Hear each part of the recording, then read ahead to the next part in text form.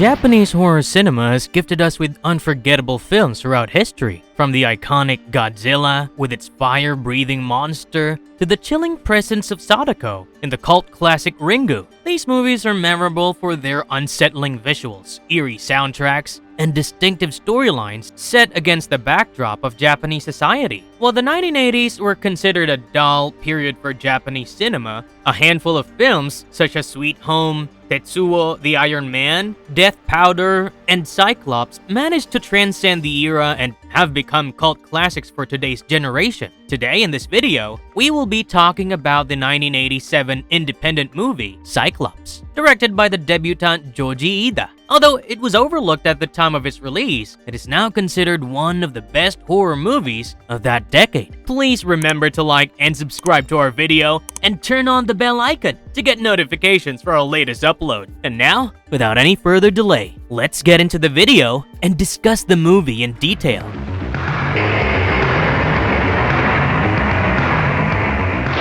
The genetic mutation. The movie takes inspiration from the one-eyed monster from the Greek mythology, Cyclops, known for their grotesque looks and incredible powers. Much like their namesakes, the movie portrays a genetically mutated human race who have been suffering from the mutation in their gene as a result of excessive medication, pollution, and the nuclear war in the country. The survival rate of these humans is generally very low, but due to the experiments of a renowned scientist in the 50s, few of them have survived their fates and secretly managed to merge into society. Miyuki Takamori, a young schoolgirl, lives with her brother, Kazuhiro Takamori, and his wife in the suburbs of a Japanese city. Kazuhiro is a research scientist who spends most of his time studying the research of his mentor, Dr. Keiichi Takazawa, who used to run experiments on genetic mutation in modern humans. After Dr. Takazawa's death, Kazuhiro has taken over his legacy and is working really hard to keep it afloat. While Miyuki is on a day out with her friend, a gang of guys kidnaps her friend and takes her to a scientist, suspecting her to be a mutant. But to their surprise, the scientist declares her a normal human being without any mutation in her body after a series of experiments. The girl tries to escape from them, but the angry boss orders them to kill her in fear of getting exposed. And the next day, her dead body is found near a secluded house. Seeing her friend dead, Miyuki starts crying, but her brother Kazuhiro consoles her. Kazuhiro notices a man wearing a black trench coat and dark sunglasses in the bush while consoling his sister. After returning home, Kazuhiro flips through his notes and finds a story of a mutant named Michio Sonezaki. While her brother is busy doing his work, Miyuki cannot control her emotions and starts sobbing in her room, wrapped up in a blanket. Suddenly, an extra pair of hands emerge from the blanket to everyone's surprise. In the next scene, Miyuki visits his pregnant sister-in-law in the hospital and spends time with her. On her way home, she stumbles upon the weird-looking man,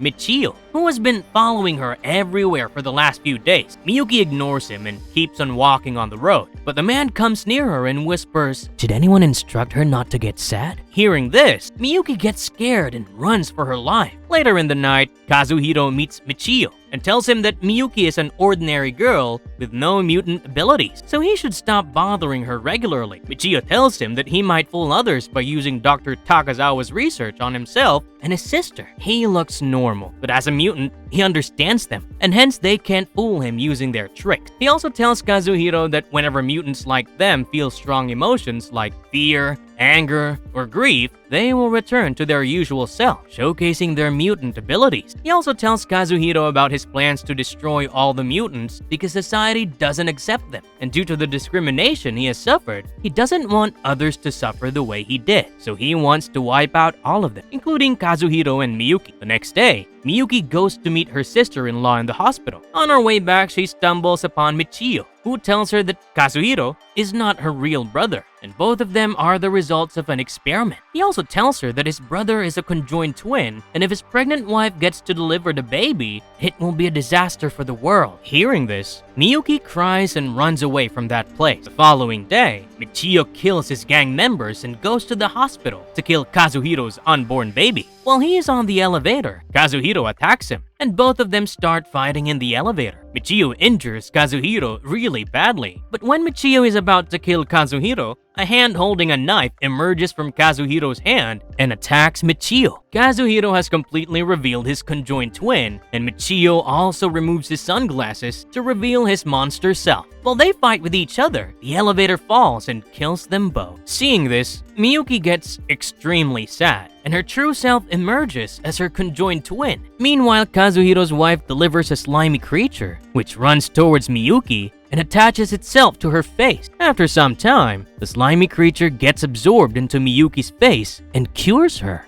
Its uncanny resemblance with X-Men. While watching this movie, the fact that it deliberately talks about genetic mutation, mutants, experiments, and the threat that they hold against humanity makes it difficult not to find similarities with X-Men. Both of them have genetically mutated beings with some superpower. In X-Men, due to the presence of the X gene, they hold some amazing powers that can make them incredibly strong. However, in Cyclops' case, they are born due to environmental pollution and the effects of nuclear war. Though the mutants in the movie don't possess extraordinary superpower like their X-Men counterparts, they do have some powers that can be used to destroy the world, in a practical sense. While Professor X and Magneto fight for the maximum control over the mutants in X-Men, in Cyclops, Kazuhiro and Michio fight each other for a similar cause, where Kazuhiro wants to save the mutant kinds. Still, Michio intends to kill them as an act of mercy.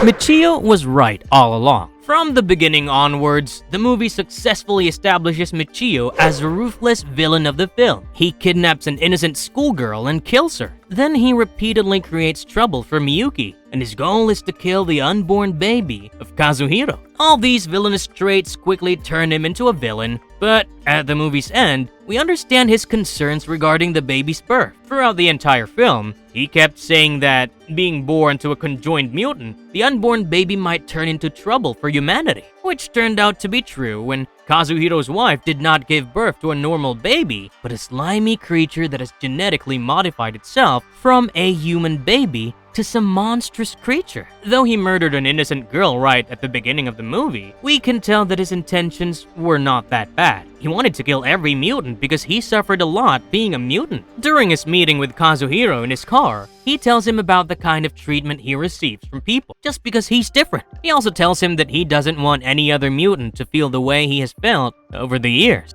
The metaphor behind Cyclops. There is a possibility that the entire movie is a metaphor for the 1945 atomic bombing of Hiroshima and Nagasaki. It's also possible the emergence of mutant abilities in the character symbolizes the long-lasting impact of the bombings on the Japanese people and their society. The radiation, heat, and nuclear radiation that emerged from the bombing mutated human genetics and turned them into grotesque figures. Though with the help of Dr. Takazawa, these disfigured mutants managed to suppress their hideous selves inside them. They came out whenever they felt extreme fear, terror, or anger. This is a fitting example that even though Japan overcame the situation and became a successful nation all over again, they never really came out of the trauma they faced during the war.